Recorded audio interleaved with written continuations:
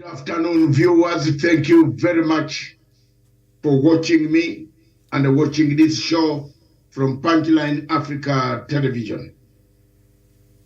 This show today concerns and touches Africa, the security situation in Africa. In particular, we shall be touching the situation in Sudan. What are the root causes? What has caused the war? What is behind all this friction between the two generals and the two armies that are fighting in Sudan? Ladies and gentlemen, from this topic, therefore, I'll give just an exclusive analysis of the factors that have affected the country called Sudan. And I will be doing so in reference to my letter that I have written to the United Nations previously, two letters that I've written to the United Nations Secretary General, and in reference to the letter that I've just written to the Secretary General or the Chairperson of African Union, Dr. Moussa Mahamat Faki. This letter spells down and narrates and puts candidly the situation that is prevailing in Sudan. I have not left any stone unturned, neither have I been biased in revealing the extent to which, if the conflict in the Sudan is not resolved, could work against the security concerns under Chapter 7 of the United Nations Charter and become a threat to the regional peace and international peace in the region, in the Horn of Africa, the Great Lakes region. I have written this letter today to the Secretary General to alert him that we have been not solving the problems of Africa in a proper manner. We have not been being candid, neither have we gone deeper to find out the root causes that bring in conflicts that have killed our continent for over 65 years. In my submission to the world, I've quoted quite a number of extensively the law that can allow African leaders to charge African people who commit crimes against humanity, war crimes, and crimes committed in form of genocide that are prevalent on the African continent. Ladies and gentlemen, the situation in Sudan calls for mature, quick intervention. The humanitarian catastrophe that we see of people that have been cut off from their families and the people who are caught by the current spurt of fighting calls for the international community, all of us well-minded people, to intervene to save the situation in Khartoum and Sudan in general. The point today is very clear, and that point is, what is the main root cause? The generals might not be saying it to us, and I want to be the one candidly to say it to us, because I've got privy to some of them. I've got privy to some of their discussions.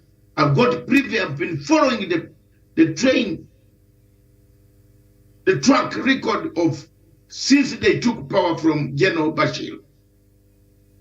Remember, the two generals that are fighting in Sudan are all members of one person, recruited by one person, or were in service with one person General Bashir was removed from power, and he himself indicted by the International Criminal Court.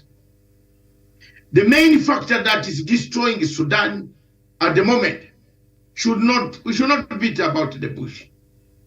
And the Secretary of State for America must not beat about the bush. He must come directly and tell the world why they are telling the ICC to indict, to airlift, to hand over the government, to hand over Bashir to stand the trial in The Hague. And yet, the Americans cannot allow even a half of their men or even a single baby to be tried under the international law in International Criminal Court. Ladies and gentlemen, this poses a question, therefore. Why do you want to airlift Mr. Bashir? Take him to where he didn't commit crimes. Mr. Bashir committed crimes in Sudan. If you allegedly say he committed crimes, allegedly committed crimes of which he is accused, he can be tried in Sudan. Why are we fighting so hard to airlift Mr. Bashir, to create employment on the Africans who are airlifted, delivered to The Hague for international metros to earn a living on our people when they are being looked after in jail? Doesn't Africa have enough jail? Doesn't Africa have the capacity to detain a person found guilty of crimes that we have allegedly said Mr. Bashir committed? What is it that people want Mr. Bashir to be airlifted and taken to the ICC? This is the point that is tackling, eating the two generals. Whichever side you fall to, whoever you want to support, there is that element of the two generals disagreeing in heart, in brain, in stomach, in every facet of life, that we cannot hand over our commander-in-chief to the International Criminal Court. And it is that ICC factor that has made it very difficult for the people, for the generals to hand over power peacefully to a civilian-led government, because the civilian-led government has vowed to hand over Bashir to the International Criminal Court. Ladies and gentlemen, the people of Africa, the people of African Union, Dr. Muhammad Faki, you took over this union when we were functioning. You took over this union when we were resolving conflicts. For the last 7 years, you have made Africa hell, got through hell with your poor administration that has destroyed the caliber, the status of African Union. You have made it very difficult for African Union to speak the truth, for people in African Union to speak out to defend the African Union. You have discovered a loophole of making African Union an organization captured by the French, of which you are part and parcel of the capture, which you have done and used. And I have several examples to give out, that the people of the world must know that you are culpable for the death of Idris Deby of Chad. The rebels that killed Idris, why haven't you condemned them? You knew where they are. Today you are airlifting them to go and have a meeting in Qatar. How did you know? How have you asked them? You asked them who killed Idris Deby. Idris Deby is not my brother, but he was a president elected by the people of Chad. And if we were nurturing democracy on the African continent, why should we keep quiet when you have connived with the rebels in southern Libya, together with Egypt, General Sisi and others, and you killed Dabi in cold blood. You later on installed the AU did not come out clearly to tell us what action they had taken against Chad for having killed the president and the rebels who killed the president, and came on television and said we killed him. Mr. Muhammad Faki, if you can tell the world what role you played in the killing of Idris Dabi, then most of us will keep quiet. These are not mere allegations. The history now shows you are part of the game that has now taken the rebels to Qatar, of where you are paid huge amounts of money from Qatar to facilitate the rebels, as are using our offices of African Union to send the rebels to Qatar in Doha to discuss the peace process of Chad. And yet you are not able to resolve the conflict in Khartoum, which has now come out and destroyed property, killed people, and the humanitarian catastrophe still increases in Khartoum. You are culpable. I've sent you that letter. I've explained the Banjul Protocol, the Malabo Protocol. All of them have been explained. I'm a Ugandan. My forefathers who founded this nation of Uganda were freedom fighters who brought African Union. Know it, your father. My founding fathers, my president, and of course the president of Chad, the founding father of the Chad Republic, they founded this African Union. It is not a personal property. But you have turned it into a personal property and a cash cow for you to give, donate, dish out money to your friends, dish out money, positions, assignments to people you love. But the people who criticize you have never been given an assignment, and you don't want any criticism in this African Union. You have now destroyed the African Union. You have killed the African Union, the same organization that is supposed to unite Africans. Mr. Secretary General or Mr. Chairperson of African Union, when did you realize that there are resolutions that the African heads of state have made resolution upon resolutions that African Union should not recognize the International Criminal Court, and that we should move in mass, collectively, withdraw right to African states that are in the ICC to withdraw? Do you have those resolutions? Yes or no? Have you forwarded them to the international community, telling people we shall reinforce our African Court of Justice that will try our people of crimes against humanity? Why have you left us in a state of abeyance that has caused the chaos that we see right now on the streets of Khartoum, Omdurman City, Maroa, and other places in Sudan? You are responsible for having not directed the world, the African Union, on what they should do with ICC cases. Everywhere in Africa, you have a legal department which you have advised African states that ICC is not a state jurisdiction where you take your cases. ICC acts as a complementarity status.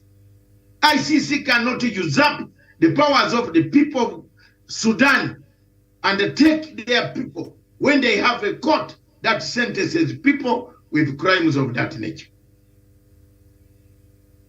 I therefore ask one question.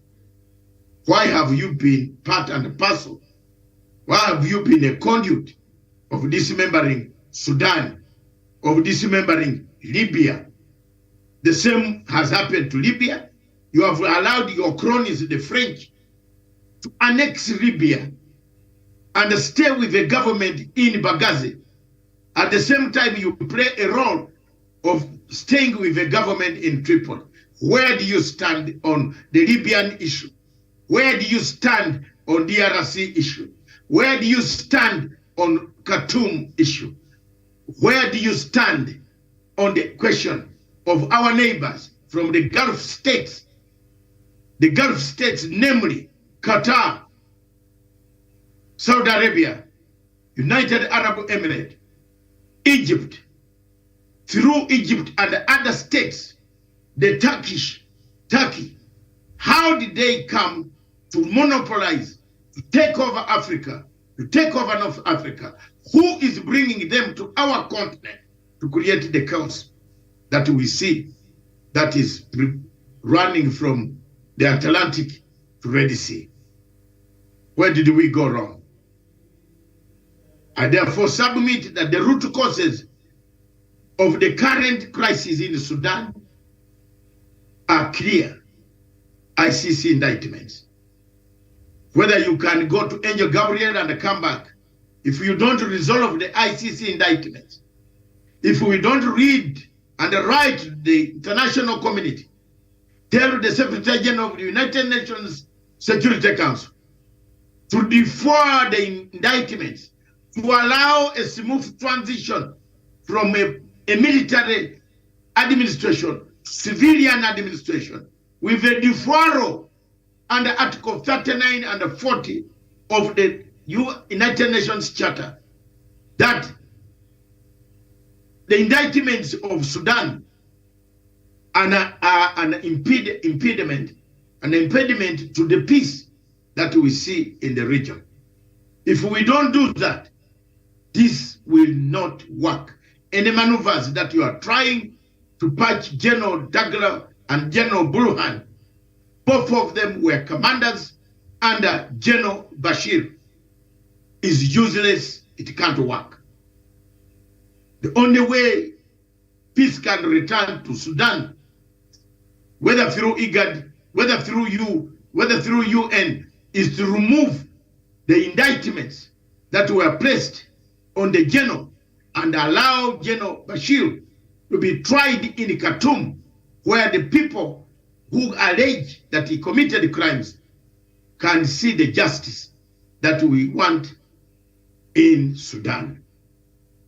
Ladies and gentlemen, my letter can be found on my website, www.panafricanforumltd.com.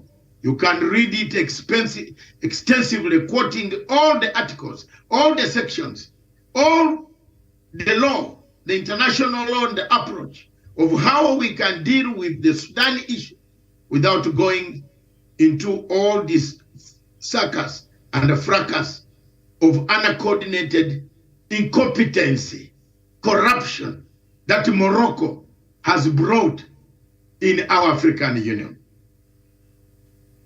Before I end, I would like to say, one of the things that has made me very angry for the last 7 years is how Morocco and Total Oil brought dollars and the cash and the paid delegations to vote for Chad instead of Kenya. It was a very shameful experience for me as a man who doesn't like corruption, who hates corruption, who abhors corruption. I did not feel comfortable that I should be part and parcel and attend any of these meetings as long as Mr. Mahamat Faki is the chairperson of African Union. I rest my case. You can read that letter. And I call upon IGAD, AU, UN to read my letter carefully and find out if I have not given the advice. That is my contribution towards the people of Sudan. Less than that, if ICC indictments that are causing arrest amongst the generals, do they hand Bashir or what do they do? If they hand Bashir, the generals were all commanders of Janjaweed, which is accused in the main text of Bashir case. So how will you hand over your general, yet you are the commander in the armed forces of the same which is being accused, which actually killed allegedly the people in Darfur? If you can answer that question, whether you're a foreign minister of which country, whether you say you claim you to be what, if you can answer for me, I will be very happy. But peace cannot be achieved without a solution to the indictments of the ICC against Bashir and the rest in Sudan. Sudan can try Mr. Bashir under the Sudanese law. There is enough courts, enough room, enough punishment in Sudan that can resolve the conflict without airlifting their generals.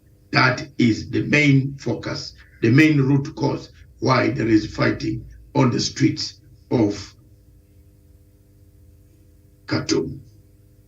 I rest my case. Thank you. That's my takeaway.